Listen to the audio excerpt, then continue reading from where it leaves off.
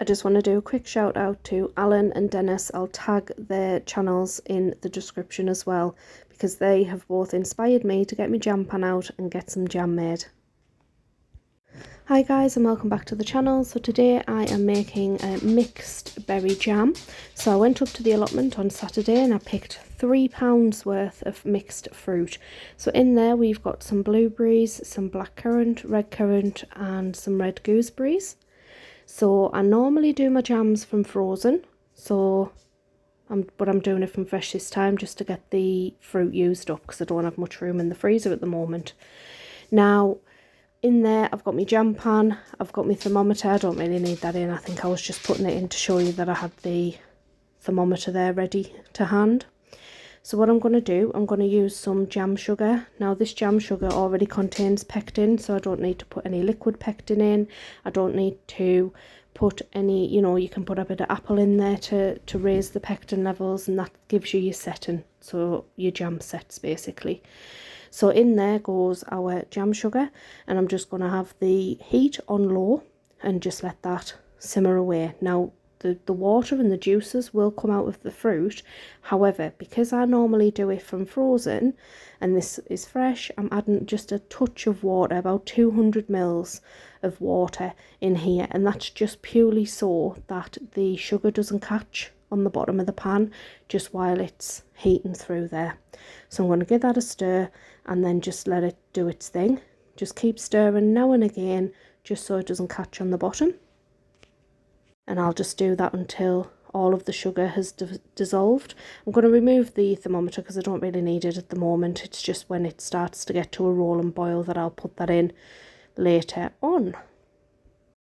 So I've just sped the video up here just so that you can see the process there of the sugar melting and the fruit sort of breaking down there as well.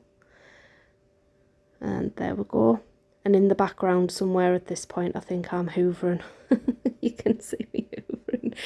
Multitasking, guys, multitasking. So yes, I'm bringing this up to a boil. And then once it gets sort of bubbling away, I'm going to put the thermometer in there just to see and, what temperature we're at and bring it up to the correct temperature. And I've washed this thermometer and I must have scrubbed, and I've scrubbed some of the thermometer, the temperature gauge thing off, but luckily the jam one's still on there, what I use it for, and the fudge. So there you can see there, it's bringing it up to a roll and boil. You just want to get it up to temperature, up to the jam line on your thermometer. Once it reaches that, it is good to go.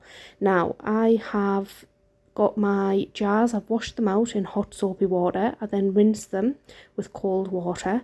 I put them into a cold oven, gas mark 1, until all of the glass is dry basically. Just be careful as well with this when it's bubbling like that, because it can spit and it can burn, so just be very careful. So with the lids, I put boiling water over them. Any utensils that I use for the jams, I always pour boiling water over them as well, and that sterilises everything. Now I done a little test a while ago now, and I made a jar of jam and I sterilised everything. I've done the whole process as I'm telling you now, and a year later that jam was still fine, absolutely perfect. So it works. The method that I'm doing does work.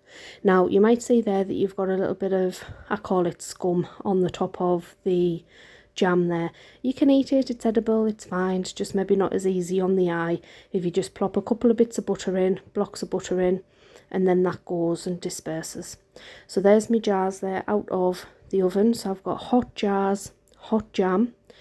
My ladle has been sterilised, the funnel has been sterilised, and as I say, I do that all with boiling water straight out of the kettle.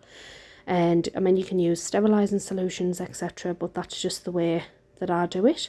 So I'm going to jar all of the jam up, and then I put a little wax disc on there, and I get these from the range.